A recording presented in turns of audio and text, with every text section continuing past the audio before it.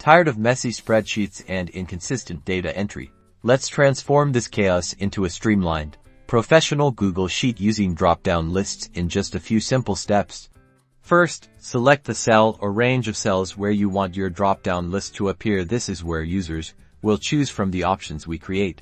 Next, navigate to the Data menu at the top of your screen and click on Data Validation. A Data Validation Rules panel will appear on the right side of your screen.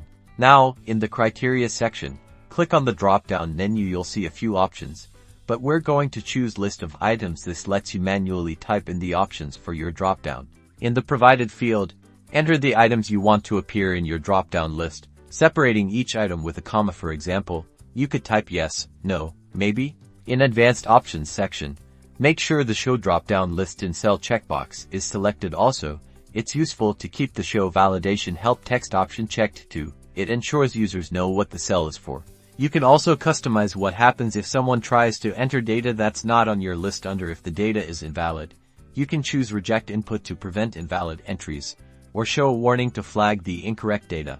Finally, click Save. And there you have it, a functional drop-down list. Click the arrow in the cell to see your options. Repeat these steps for any other cells where you want a drop-down list. Congratulations! You've just made your spreadsheet cleaner, more consistent, and much easier to use. For more Google Sheets tips and tricks, don't forget to subscribe.